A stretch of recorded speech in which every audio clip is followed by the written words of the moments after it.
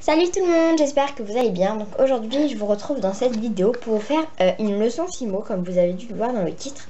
Et donc dans cette leçon Fimo je vais vous parler de la pâte siligum. Alors la pâte siligum, tout d'abord la pâte siligum c'est en fait deux pâtes, donc une blanche et une bleue. Donc voilà, qui vont se mélanger en fait. Et ce sont deux pâtes molles qui permettent en fait de mouler ou de mouler principalement. Voilà, donc de mouler ce que vous souhaitez parce que voilà, faire des créations avec la pâte siligum c'est pas très beau parce que ça a une couleur un petit peu bleuâtre comme ça, donc c'est pas forcément la chose la plus jolie. Donc voilà, c'est une pâte qui consiste donc à mouler ce que vous souhaitez ou voilà. Au niveau de la Fimo je parle, après elle a sûrement d'autres usages, donc dans d'autres arts créatifs, voilà. Donc voilà, ce sont deux pâtes en fait qui se présentent comme ça. Alors, donc je vais vous montrer comment elles s'utilisent dans la suite de la vidéo. Donc en fait, qu'est-ce qu'il faut faire? Vous allez prendre en fait deux quantités de pâtes à peu près égales. On les mélange, on moule et après ça sèche très rapidement. Donc il faut faire attention de ne pas perdre trop de temps. Donc ça sèche très rapidement. Petit bémol avec cette pâte, c'est qu'elle n'est pas réutilisable. Voilà, c'est-à-dire que vous moulez, vous ne pouvez mouler qu'une fois. Après, une fois que votre pâte est séchée, bah c'est mort, clairement. Donc c'est un petit peu le bémol, c'est que vous ne devez pas vous tromper. Le prix, j'ai plus du tout d'idée en tête. Il existe des gros et des petits pots. Je vous mettrai le prix ici, par là, si je le retrouve. Je crois que j'avais fait une vidéo, je vous présentais que j'ai acheté ça, que j'ai acheté la pâte, du coup je crois que j'ai donné le prix, mais là je l'ai plus en tête. Donc voilà, donc je vais vous montrer quelques petits moules que j'ai réalisés donc avec la pâte siligum. Et ensuite on va passer à la mes moules de pâte siligum, j'en ai pas non plus 3 tonnes, voilà, clairement. Donc je vais vous en présenter. Donc j'en ai 5, mais voilà, qui sont pas du tout tous utilisables ou autres. Donc en fait j'avais, pour ma grosse commande, j'avais fait 2 moules de base à cupcake. Sauf que voilà, je les ai tellement utilisés que tous les deux se sont cassés ici et lui il est cassé sur le côté. Donc c'est vrai que du coup bah là ils ne me servent plus. Je vais sûrement refaire un moule qui j'espère ne cassera pas. Donc lui c'était mon premier, je l'avais fait trop fin et lui il a cassé au bout parce que le fond était aussi trop fin. Donc voilà, la pâte siligum reste tout de même une pâte élastiquée en moule, j'ai oublié de préciser. Voilà, c'est une pâte élastique, ce qui est très pratique, c'est que vous pouvez mouler, démouler comme vous le souhaitez. Vous voyez, c'est une pâte vraiment flexible. Donc faites attention de ne pas la faire trop fine. Donc là, j'ai aussi peur pour ce cupcake parce que pour cette base de cupcake qui est elle aussi très fine au fond. Donc j'ai une autre base à cupcake. Là, j'ai une petite moustache qui est moyenne, enfin qui n'est pas très bien moulée. Et j'avais voulu tester pour voir si en fait il récupérait les écritures. J'avais moulé une pièce de 1 € et en fait ça ne les récupère pas du tout. Donc voilà, ça ne récupère pas les écritures, ça voilà, juste vraiment les formes. Donc voilà, c'est une pâte qui reste flexible comme je l'ai dit tout le temps, voilà, c'est qui est très pratique pour les moules. C'est pour ça que j'ai aussi acheté cette pâte quand même à la base. J'ai oublié de préciser, ce qui est quelque chose d'assez important. Voilà. Donc j'ai quelques moules, je vais vous les présenter. Donc je vais maintenant vous montrer comment réaliser un moule avec de la pâte siligum. Donc je vais mouler ce petit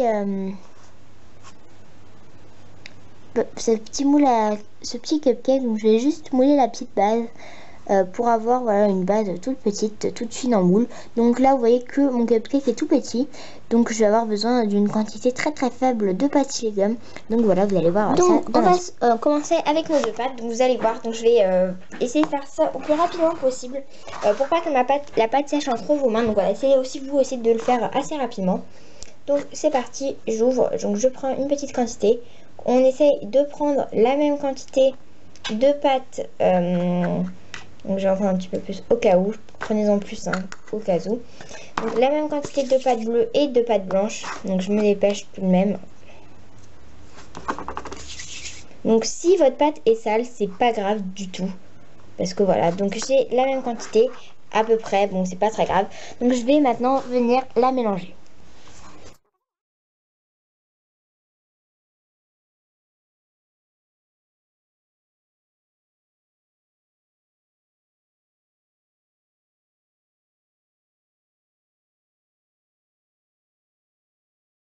Donc une fois que vous avez une couleur et une pâte en fait homogène, enfin avec une seule couleur partout, voilà, qui est bien uniforme, donc je sais pas si vous voyez bien.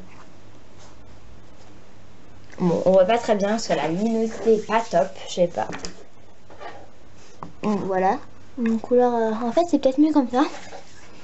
Et ensuite donc on va mouler donc la base. Donc je vais, hop, vous voyez, vous faites une petite boule et vous allez enfoncer tout simplement dedans. Donc voilà, on enfonce et après on referme un peu sur les côtés. On veille bien à ce que notre pâte soit bien moulée. Donc je vous montre. Donc voilà, hein, on appuie bien et on veille à ce que tout soit bien moulé. Donc voilà, hop. Donc voilà, et après vous ne touchez plus trop pour éviter de changer la forme. Donc si je vous montre par au-dessus. Et voilà ce que ça nous donne. Donc ensuite vous allez laisser sécher. J'avoue que j'ai plus le temps en tête. Je crois que c'est au minimum 5 minutes, voire 10. Je n'ai plus du tout le temps. Du coup c'est vrai que bah voilà, vous allez laisser sécher jusqu'à ce que votre pâte ne soit plus molle. Et on se retrouvera donc après que tout sera sec. Donc je vais calculer en même temps le temps que ça a mis pour vraiment être bien sec. Et je vous dirai ça dans la suite de la vidéo. Alors on se retrouve, donc c'est sec. Donc ça fait exactement 17 minutes que je l'ai laissé. Voilà, donc je pense qu'au bout de 10 minutes c'est totalement sec. Et après vous pouvez laisser un petit peu plus. Ça sera pas... Enfin voilà, vous laissez une petite vingtaine de minutes pour être bien sûr. Mais je pense qu'au bout de 10 minutes c'est sec. Donc voilà, ça a bien une texture quand on serre comme ça entre vos deux doigts. Ça a bien une texture, voilà. Élastique et souple. Donc bon bah là ça, vu que ça évidemment ça démoule de très facilement, donc voilà, je l'ai démoulé et voilà, je vais vous montrer voilà à l'intérieur ce que ça donne. Donc bah j'ai bien toutes les marques, donc je suis très contente. Voilà, ça fait bien une forme ronde. Mon petit problème, à chaque fois je me fais avoir, c'est que voilà, je laisse pas assez d'épaisseur en dessous, ce qui fait que là en dessous c'est très fin. Donc faites attention à ça. Je me suis fait la remarque sur chaque cupcake que j'ai fait. Et voilà, à chaque fois je me suis fait avoir. Donc faites attention à ça. Bon voilà, ça devrait aller. Mais voilà, si vous voulez tout le temps les démouler, ça risque d'être là plus compliqué. Donc voilà. Donc je tiens à préciser que la pâte Siligum est une pâte qui passe au four. Voilà, donc voilà, elle passe au four. Je pense pas que ce soit hyper bon qu'elle passe tout le temps au four. Mais sachez qu'elle passe au four. Donc voilà, vous pouvez la mettre au four. Voilà, donc je vais juste après, donc vous allez voir dans la suite de la vidéo, vous montrer en fait comment bien réaliser une petite base à cupcake avec ce moule. Donc voilà. Alors pour la réalisation c'est très simple, vous allez prendre de la fimo de votre choix. Donc moi je vais utiliser de la fimo de la pâte Berk. Donc de la pâte Berk, qu'est-ce que c'est? Ce sont des restes de pâte mélangés, donc comme par exemple quand vous faites des lollipops ou autre. Donc voilà, donc là je vais prendre du reste de pâte, donc c'est... donc il y a du... En fait à la base c'est une lollipop que j'avais fait bleu, vert, blanc et rouge, oui. Et il y a en fait à l'intérieur la pâte Berk de la lollipop qui était elle de l'ocre et du chocolat. Donc là j'en ai plein les doigts, bon c'est très... voilà. Donc ensuite vous allez tout simplement prendre la taille qui vous convient et on va mouler tout ça. Donc je vais vous montrer. Donc là j'ai trop de pâte, donc je vais en enlever. Donc hop, voilà, vous testez. Alors là j'ai la bonne taille, donc je moule comme ça, hein. Donc voilà, vous avez juste à mettre la pâte dans votre moule et vous appuyez un peu sur le bouton. Voilà que ça nous donne. Donc après il y a deux possibilités, soit vous faites cuire votre base comme ça avec le moule et ensuite une fois sorti du four, bah soit vous complétez avec de la chantilly, soit vous complétez avec de la fimo et vous refaites cuire après votre base, hein. La fimo retourne au four si elle n'est pas vernie ou autre. Soit vous la démoulez, vous continuez toujours avec de la fimo, soit vous la laissez mouler, vous continuez avec de la fimo et vous mettez le tout à cuire. Voilà, donc moi je vais pas vous montrer parce que voilà, ça sert à rien. Si vous voulez donc un tuto sur un cupcake avec ce moule là ou l'autre, demandez-moi en commentaire, hein, ça me ferait très plaisir de le faire. Je pense même d'ailleurs que je vais peut-être en faire un, voilà, donc je sais pas. Donc voilà, moi je vais juste le mettre à cuire juste uniquement comme ça. Donc comme d'habitude, hein, vous faites cuire normalement 30 minutes à 110 degrés. Par contre je précise, faites bien attention là de bien le mettre à 110 degrés et pas plus fort. Parce que la fimo plus fort, bon bah voilà, c'est jamais très bon. Mais là, je pense que la pâte Siligum, ça peut même être dangereux si ça cuit plus fort que 110 degrés. Donc faites très attention à ça par contre. Voilà, donc moi je vais aller faire cuire tout ça.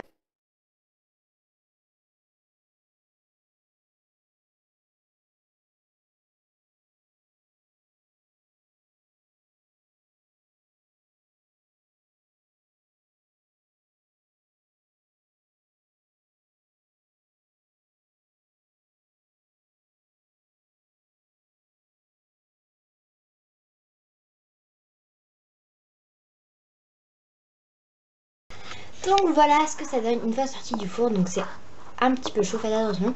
Donc je vous conseille de laisser refroidir avant de démouler. Donc je vais démouler avec vous. Donc pour le démoulage, soit vous compressez un peu sur les bords et ça va sortir au fur et à un moment, soit vous poussez un tout petit peu en dessous et voilà, vous voyez, ça sort tout seul. Donc voilà, je vais vous montrer le rendu. Donc là j'avais mis un petit peu trop de pâte au dessus, mais j'avais envie d'en enlever, puis je me suis dit voilà, vu que c'était juste pour le tuto, voilà, je vais vous montrer. Mais voilà, il y a un tout petit peu trop de pâte au dessus, mais sinon je trouve que le rendu est plutôt pas mal. Voilà ce que ça donne. Donc vous voyez, il y a un tout petit peu de pâte au dessus, un petit peu qui descend.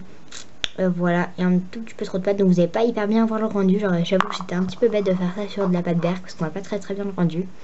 Mais voilà, sinon les marques sont très bien définies, on peut voir quand même un petit peu. Voilà, ça fait quelque chose de très bien, très sympa.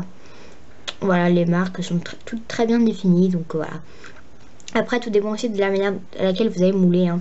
Évitez par contre aussi, j'ai oublié de préciser, de remouler plusieurs fois. Hop, voilà.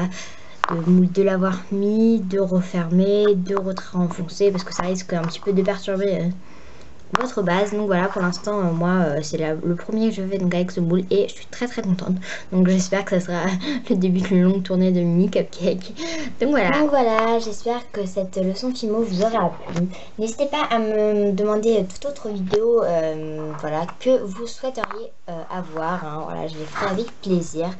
J'espère que celle-ci vous aura aidé. Si vous voulez un tuto, demandez-le moi. Ça me ferait vraiment très plaisir. Je ne vais pas m'éterniser. J'espère que ce petit tutoriel sur cette petite leçon Fimo sur la pâte Legum vous aura plu. Sur ce, je vous fais très gros bisous et je vous dis à très vite dans une prochaine vidéo, je l'espère. Bye bye.